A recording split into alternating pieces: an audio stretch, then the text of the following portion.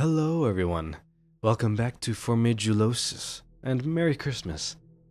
I'm glad you're listening today to more scary stories. This time it's Christmas themed, so get ready, get some snacks, maybe some hot chocolate, maybe a few friends, and don't forget to make your space ambient for some creepy stories. Now, let's get into these scary stories, shall we? Christmas themed. I will never visit my grandma for Christmas again. I love visiting my grandma. She always makes the food that I like, and in large quantities, and spoils me. With the hustle and bustle of college life, it's nice to go back to my childhood and allow myself to be spoiled for a few hours every few weeks.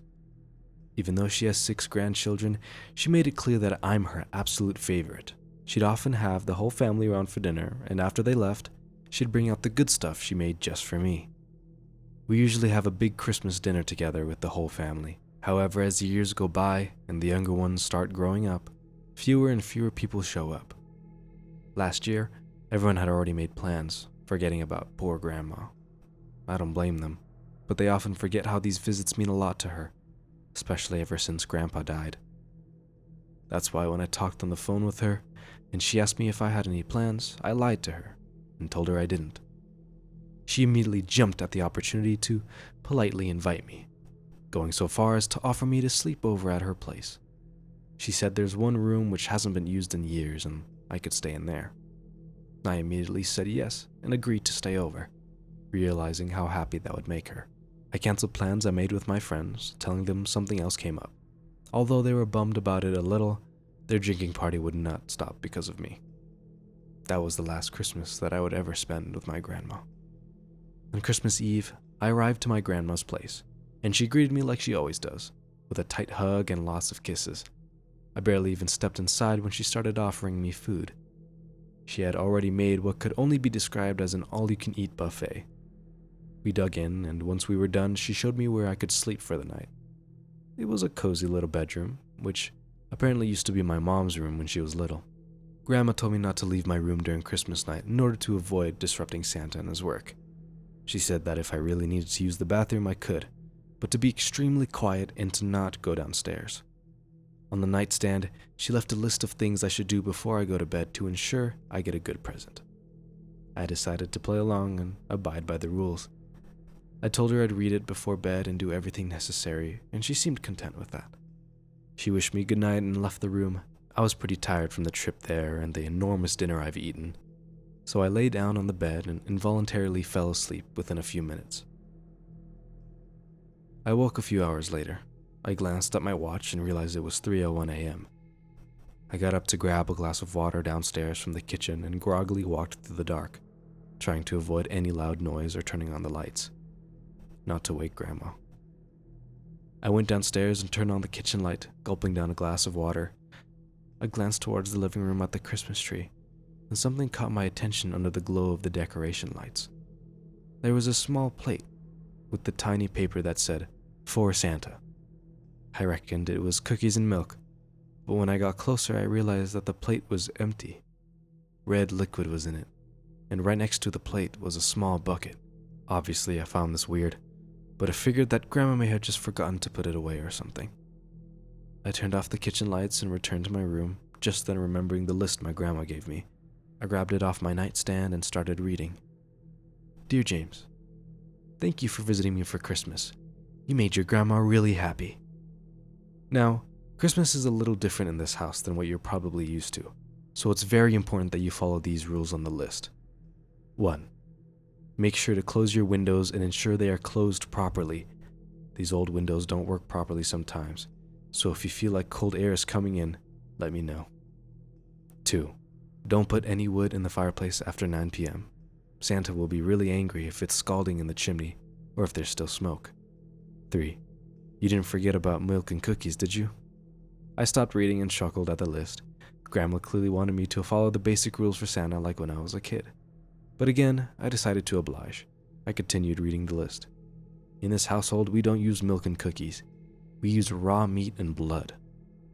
I already left a bucket by the Christmas tree and there's a raw piece of chicken I put on the plate. Santa sure loves his diet. 4. If you are woken up by the sound of scratching or knocking on your window, ignore it. Your room is on the second floor. There is no way to reach up to it.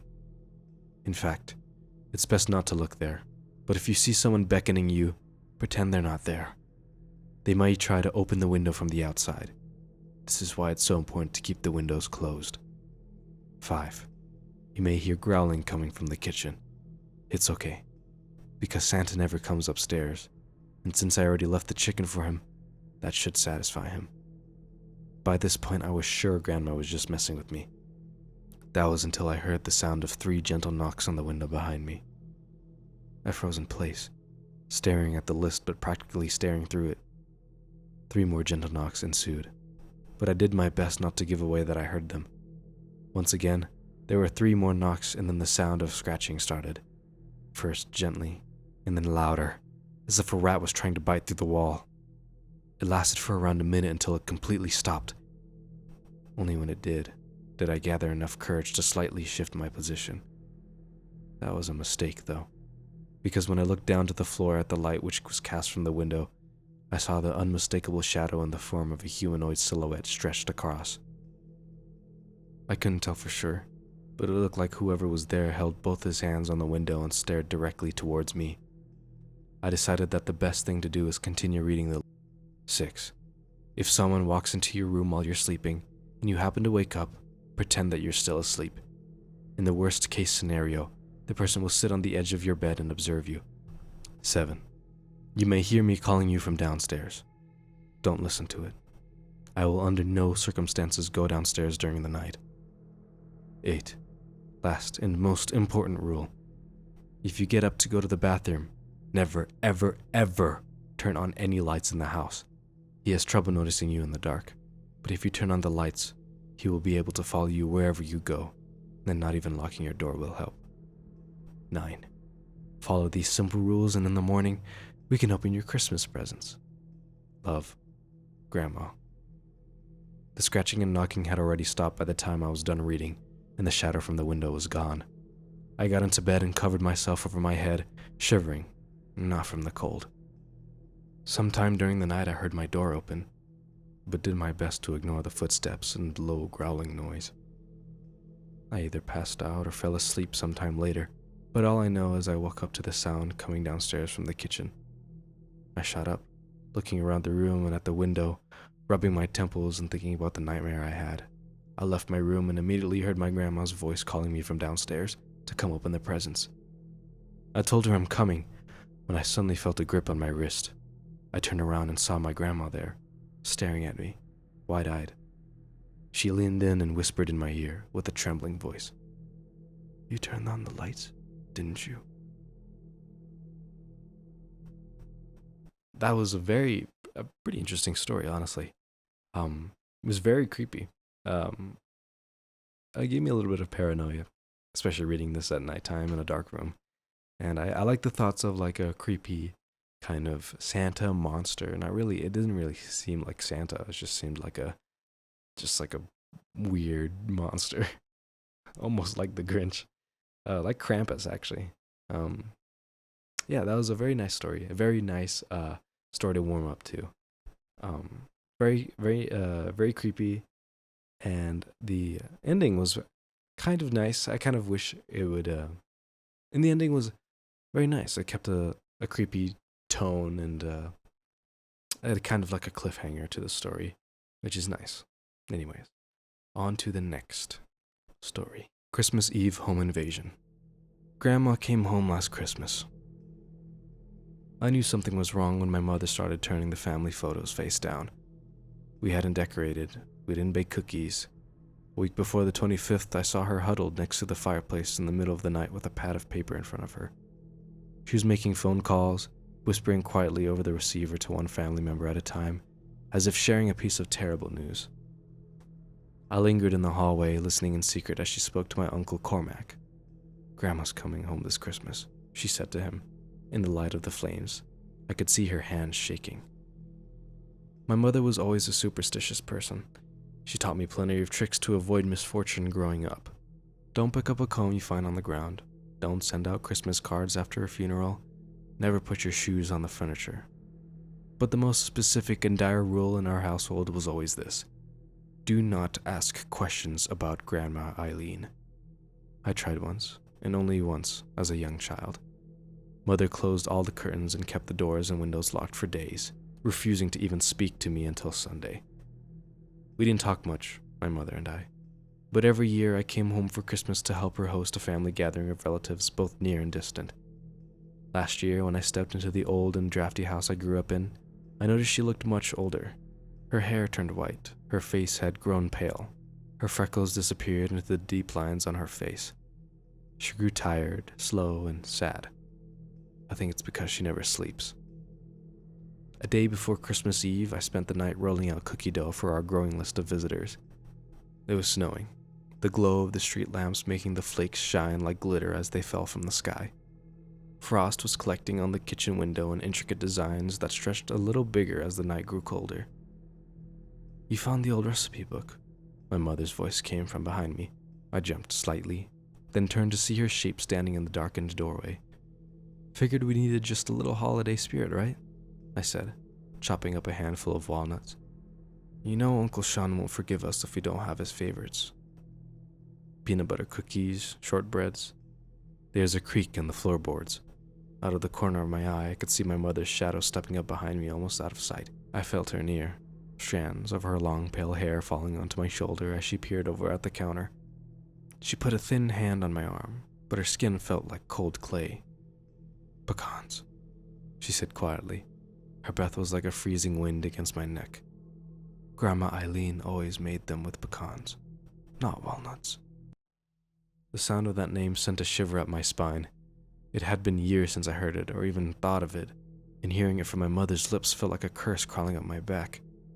"What did you—" I turned, squinting over my shoulder. She was gone, leaving hardly a trace behind. No creaks in the floorboards, no shadows on the wall. All that remained was a single long white hair on the floor at my feet. I didn't tell my mother about that night. When she came down from her room on Christmas Eve, she was surprised to see what I had done. An artificial tree was pulled out of storage, still smelling like the shed and decorated with mismatched antique baubles. A bit of garland was placed on the mantel, cookies laid out on a porcelain platter. She didn't say anything, but I could see the disappointment in her eyes as she refused to humor my feeble attempt of bringing the holiday spirit into our miserable, drafty home. When the day grew dark and the sun began to set in the late afternoon, family arrived. One at a time, they filed in, shaking off the snow on their coats and hanging up their scarves in the hall. There were no gifts, no smiling faces. My Uncle Sean brought 2 bottles of whiskey, which he set down on the table with a hard clunk. "Let's get the night over with," he said in a gruff voice, rubbing his hands together by the fireplace. A dozen of us gathered in total. My aunts and uncles had started drinking early, becoming more cranky as the hour grew late. My young cousin Bree had an expression of wide-eyed worry as she stood near the flames, arms crossed to keep away the chill. No one looked happy to be here, but she looked especially bothered. "Dad said that Grandma Eileen is—" "Shh!" My mother put her finger to her lips, shushing the girl. My Uncle Cormac laughed, holding his 4th glass of whiskey up to his lips. "Nora, she's on her way whether you say her name or not." His eyes were dark and surrounded by circles. He hadn't been sleeping either. "It's just a question of when." Bree put her head back down, making herself small. I vaguely remembered the last time we had a solemn Christmas like this, years before my cousin was ever born. It was a night like this one, a quietly crackling fire, the lights turned off, curtains shut. Back then, Mother made a game out of it. "Count all of the heads in the room before you go to sleep," she told me. Perhaps I was just too young to know my numbers, but I swore there were less people in the room the next morning. "Is it true," Bree whispered, standing near me, "that when she comes, someone else has to leave?" I opened my mouth to answer, trying to think of something comforting to say, before our cousin Liam answered for me. "They don't leave. She takes them," he said, bitterly. He was sitting far away from the fire, but even in the dark I could see the way he scowled. We were the same age, but he never outgrew his sour mood.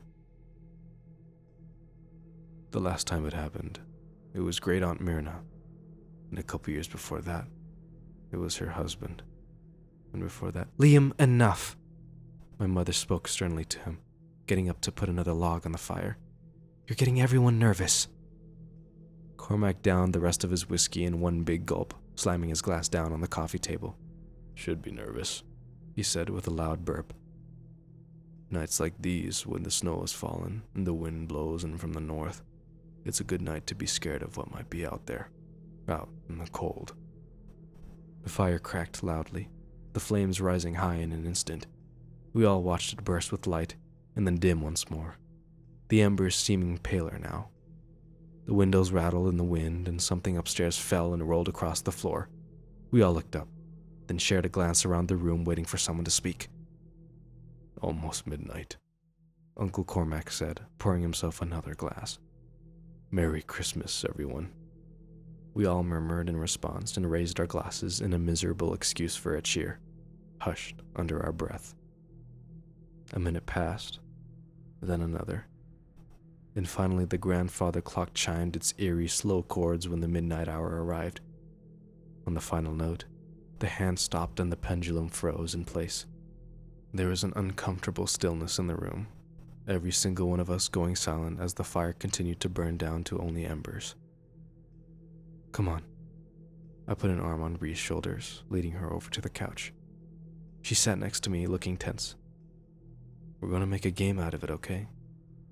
Until you fall asleep, every 5 minutes you have to run through the house and find everyone. When you count all 12 of us, including yourself, you shout it out. Sound fun? She nodded her head, but still looked unsure. I gave her a little tickle under her chin just to get her to smile, which finally did the trick. Okay. She stood up, patting me on the top of my head. 1. Bree was finally occupied, going from person to person and giving them all a pat to count them. By the time she was chasing Liam around the room, trying to pat him while he evaded her, I left the couch to go stand by my mother's side. She was watching one of the curtains move in a non-existent wind, worry written on the lines of her face. I'm going upstairs, I told her. Something fell. I want to make sure there's no broken glass up there before Bree finds it first. My mother grabbed my wrist before I could leave, holding it in a tight vise. She looked up at me with wide eyes and handed me a candle to light my way. Quickly, was all she said. The old staircase seemed to creak more than it used to. I held onto the railing, being careful as I reached the loose stair that always used to trip me as a kid. As I got to the top, I became aware of a bitter chill that tickled my left side. My mother's bedroom door was slowly drifting open, the hinges squeaking. One of her windows was cracked just enough to push in a freezing wind. Protecting my candle from the breeze, I marched in and closed it quickly. I could see how the tree branches scraped against the side of the house, tapping on the windows like cold finger bones. Lingering at the window for only a moment, I glanced outside to look at the rolling hills covered in snow and the distant lights of town. The old willow tree I used to play under as a child was waving its bare branches like a lace curtain. I looked closer at the base of the tree. Somewhere behind the weeping branches there was a shape. It looked like legs, floating perfectly still, just an inch above the snow with bare, pale feet. I was afraid to let my gaze wander upwards. If there was a face behind those dead leaves and twigs, I did not want to see it. Moving away from the window, my heart racing and my hands shaking, I spotted something sitting in the middle of the floor. It was a hairbrush. I realized quite quickly that the wind must have pushed it off my mother's vanity table, sending it clattering to the floor just before midnight. I leaned over to pick it up, my fingers just barely grazing the wood handle, before I saw another one of those long white hairs. Usually I didn't listen to my mother's old superstitions, but just this once I felt it should be left where it was. 12! That's everyone! I heard Bree exclaim while I stepped back down the staircase. My Aunt Orla and Uncle Sean were playing a card game by candlelight, bickering back and forth as the siblings often did. Liam's little twin sisters were resting on the couch, side by side, while he and Uncle Cormac were huddled together near the fire, trying to get the flame to come back to life with some difficulty. Who do you think it's gonna be? Liam whispered to him. Cormac shook his head with a dissatisfied click of the tongue. You got a dark mind to be thinking that sort of thing, son. We don't take bets on family. I'm just saying, Liam continued. When it was great Aunt Myrna, she was sick, so that made sense. This time... He stopped speaking when he noticed me standing behind him. I gave him a cold stare, nudging my head discreetly to his young siblings who were within earshot. He cleared his throat, changing the subject. Fire's not lighting. I crouched next to him. Did you put more wood on? Yeah. He nodded towards the pile against the wall. Even tried cleaning away the ash. I stood up straight and took a candle over to the wood pile, putting my hand on the topmost pieces. With a grimace, I felt a cold, damp sensation on my palm that left an unpleasant, sticky texture on the skin. I stuck my tongue out in disgust, seeing a reddish-brown residue left behind. That's why, I said. Wood's damp. Looks like it's covered in sap.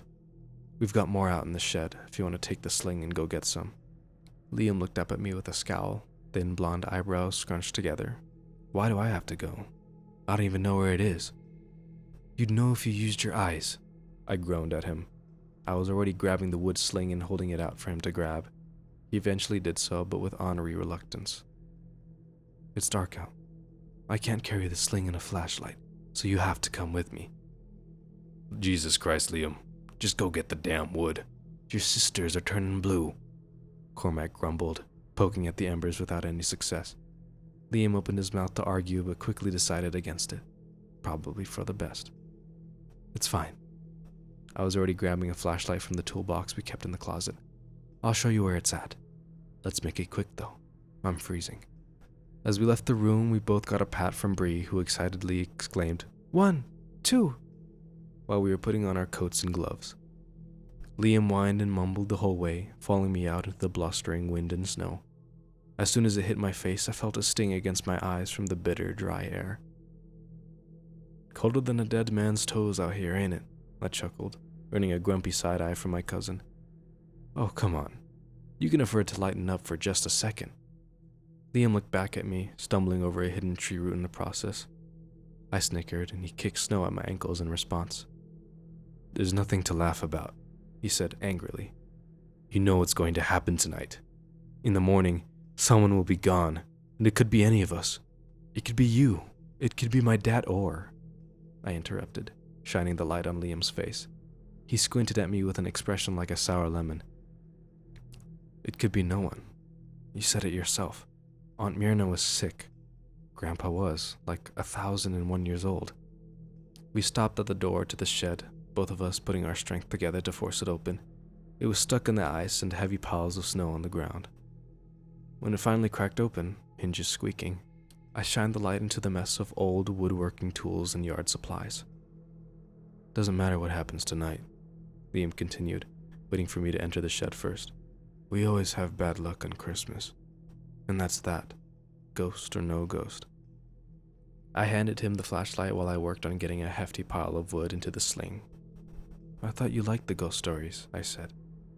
You were always the little creep growing up. He flashed the light down in my hands.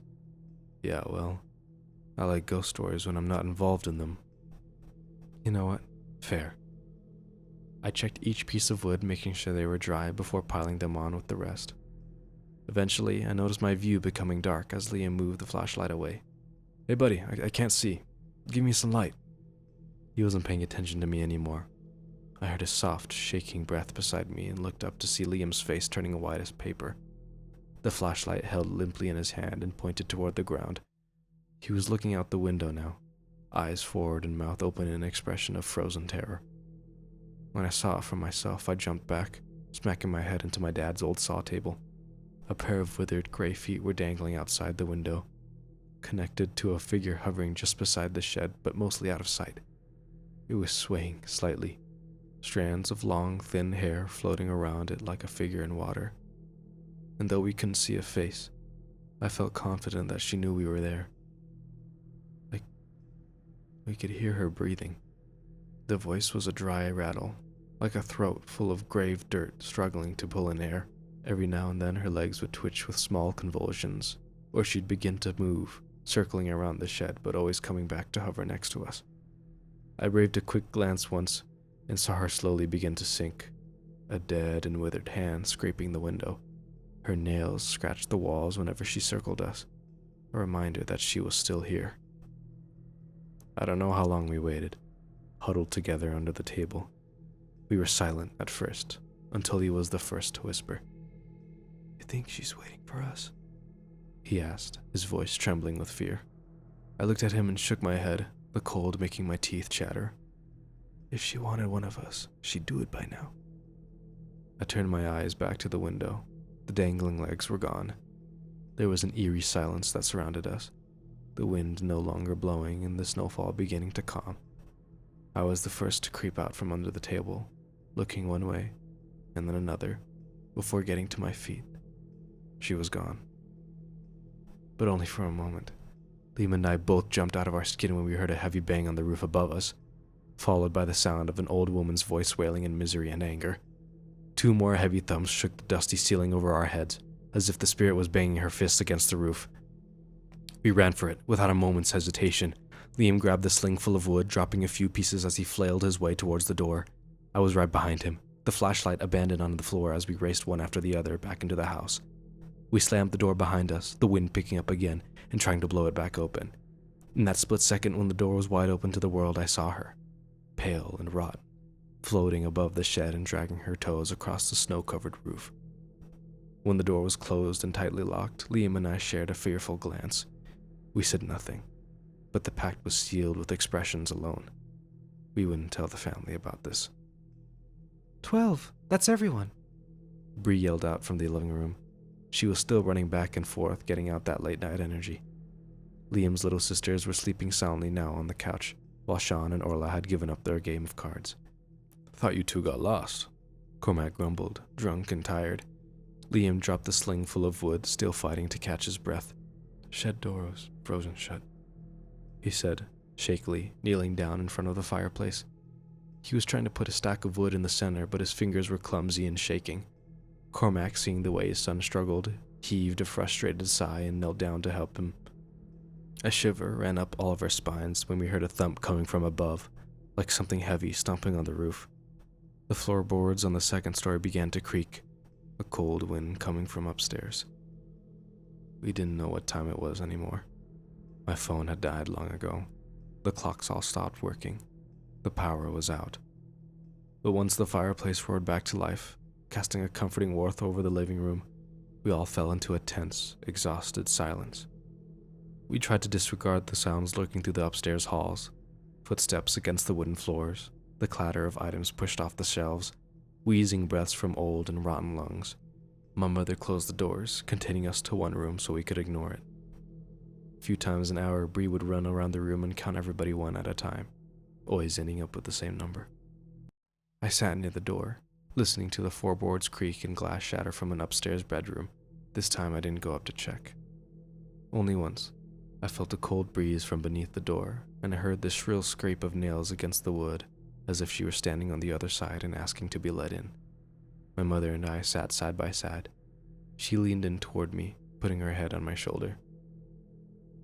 "How do you know?" I asked quietly, watching my aunt as she nibbled one of the cookies from the kitchen. She made a face and put it aside. Guess she didn't like the walnuts.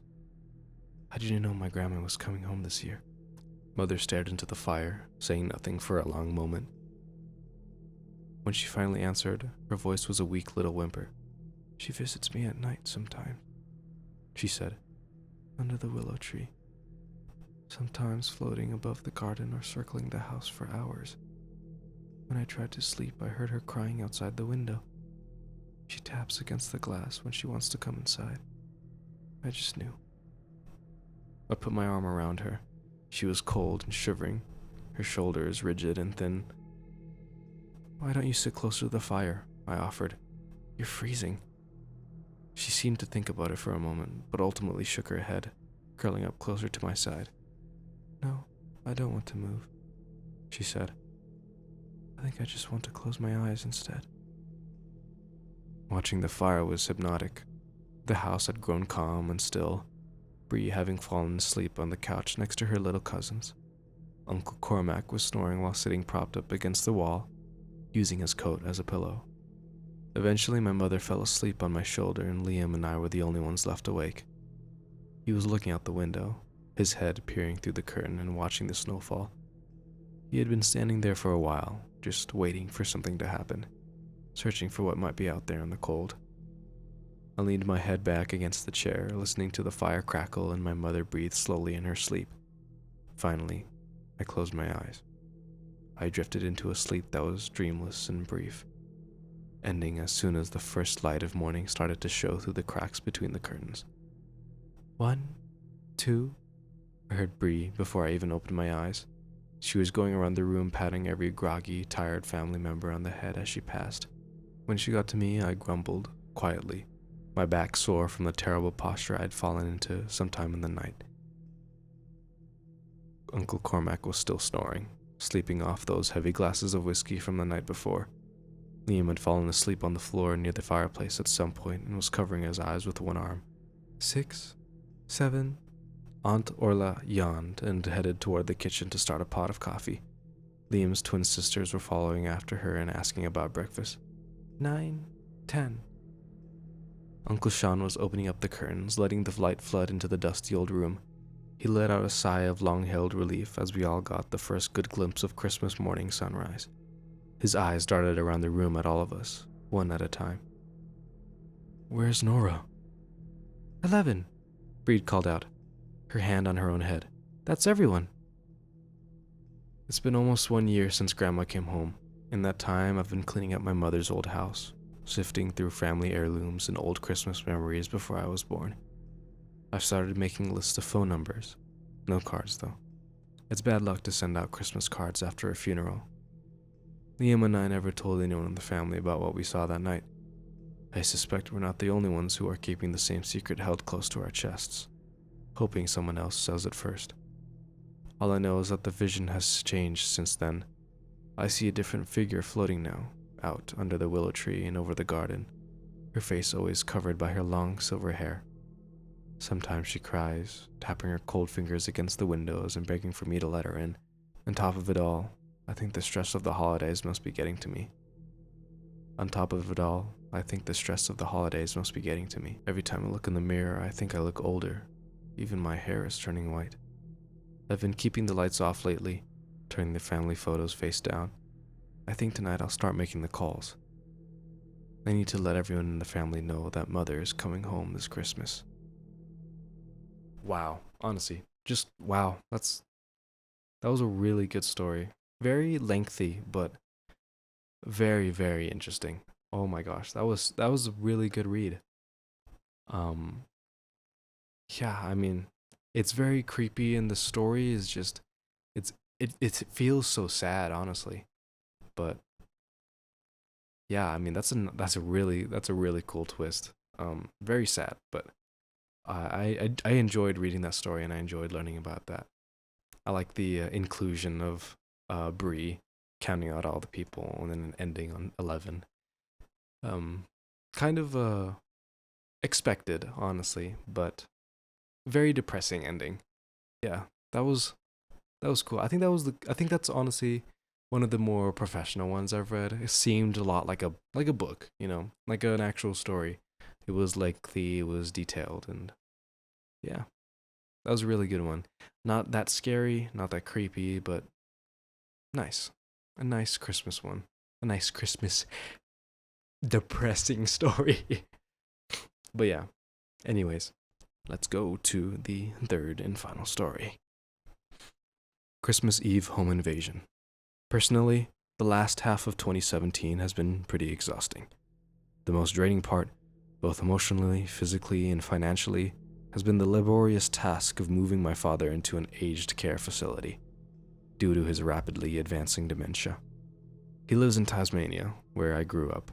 I'm currently living and working in Brisbane, which is about 2,500 kilometers, or 1,500 miles for you Imperials, to the north of Tasmania. I've been making the 3.5-hour flight down to Tasmania about twice a month to sort out my dad's situation. I have been busying myself by fixing up his empty, dilapidated home in order to get ready to be sold. I moved out all his furniture and belongings, save for a pile of blankets and pillows that I turned into a makeshift bed. I moved out all his furniture and belongings, save for a pile of blankets and pillows that I turned into a makeshift bed on the floor while I'm visiting. The house is situated in a semi-rural area, surrounded by overgrown trees and bushes. It's an old house. It's damp.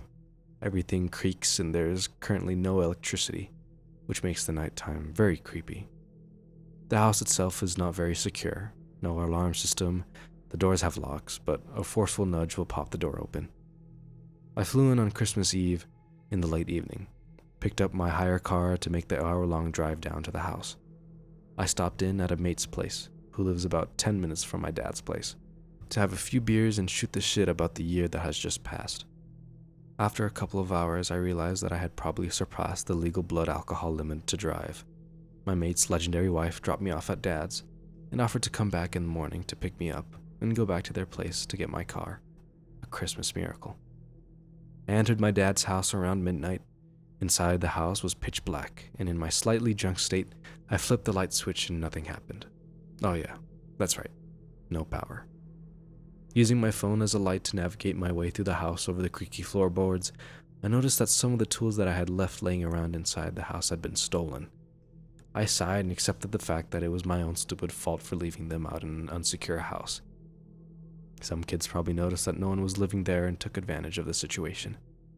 It was unsettling knowing that someone had been here, but I didn't bother calling the police over a hammer, wrench, and screwdriver that came to a grand total of about $16.50. The good news was that the big toolbox which I kept locked up in the laundry cupboard that houses my more expensive power tools was still there and intact.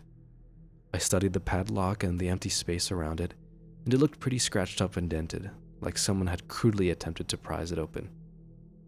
Nice try, dickheads, I said aloud to myself. The toolbox is very big and heavy, too big for one person to carry it, unless you're Andre the Giant. Exhausted, I went into one of the furniture-less bedrooms and made my makeshift bed out of the blankets and pillows. I couldn't get comfortable, and it was taking me a while to drift off to sleep. As I was laying there, the only sounds I could hear over the ringing of my tinnitus was the gentle rustle of the wind through the trees. I could also hear what sounded like the unmistakable crunch of boots on the gravel driveway that went up the side of the house. I tried to listen harder. Then there was a loud gong sound of something solid coming into contact with the metal railing that leads up to the back door. This makes me sit up wide-eyed while my heart rate starts to increase. Maybe it was a wallaby or possum? I sit there as still as possible, just listening. I can hear the sound of the trees and the wind and nothing else for a few moments, and I start to calm down. This is interrupted by the pop and squeak of the back door being pushed open. Fuck. I freeze, not knowing what to do. I could hear footsteps creaking through the back of the house, and I heard the laundry cupboard being opened. I was up the other end of the hallway, but I could hear whispering. The only words I could make out were, "There. Shh. Quick." I pull myself together and pull out my phone and call the police. I chat to the dispatcher while burying my head under the pillow and muffle my voice. I explain the situation to the dispatcher, and she says the police are on their way. While this is happening, I can hear a ding sound of what I'm assuming was the lock of the toolbox trying to be broken. The dispatcher suggests that I lock the door of the room I'm in. I agree, and as I slowly pad over across the room to the door, one of the floorboards creaks so freaking loudly. I freeze and hear dead silence from the laundry. They must have heard. After about 30 seconds of standing still, I try to take another step and get yet another high-pitched creak, but this seems to work in my favor, because I hear my new house guests scatter away out the back door. I lock the bedroom door and tell the dispatcher that I think they have gone. She tells me to stay put until the police arrive, and I tell her I'm more than happy to comply. After about 5 minutes, the cops arrive and the dispatcher bids me farewell. The police did a search of the area and found nothing, as expected. They had tried to break open the toolbox. One of the cops says, "Why didn't they just use bolt cutters? Fucking amateurs." And we just have a little laugh. I explained to the police about how when I came home, some of the tools that I left around were stolen, and that the toolbox looked like it had already been attempted to be broken into. Upon hearing that, the other cop stated his theory of how events took place. They probably broke in earlier tonight before you got here. They grabbed what they could, tried to open the toolbox, but couldn't, and then left to get something to open it with. While they were gone, you came home, and then they arrived back here to open the toolbox. I doubt they were dangerous. Probably just kids. Good timing, I think to myself. I make a report, and that's that. I stayed up until sunrise and then decided to get a couple hours of sleep until my mate's wife, Lucy, came to pick me up to collect my car. I ask if I can keep my tools at their place for safekeeping, to which they agree. I drove down to my dad's old folks' home and had a Christmas lunch with him and his new elderly buddies. The following day, I go to a hardware store and purchase some newer, sturdier door locks. Interesting. Not too scary. Not too creepy, just maybe a scary idea of, home invasion. But they didn't seem like dangerous people, like with guns and knives and stuff that come into kind of like expecting people, right? They just seemed like thieves, like yeah, just home thieves, kind of like Home Alone. Still a fear I have, honestly. I still think about how I think that's like one of the fears I have, especially in this house I'm in, of getting robbed, of getting broken into. But then again, I think like I live in a town where that doesn't really happen, or at least in the area I'm in. So, so it was a pretty nice story. Not too creepy, not too scary, but maybe the idea would be scary. Thank you guys for watching this video. Thank you guys for listening to my voice and to listening to these stories that were found on Reddit and 4chan. And I'm glad you came back to Formidulosis. I hope you come back next time, and I hope you have a good day. And I hope you have a good Christmas. Maybe after these stories, go and open some presents and be jolly with your family and hope Grandma Eileen does not come home this Christmas. But anyways, thank you guys. And I'll see you in the next one.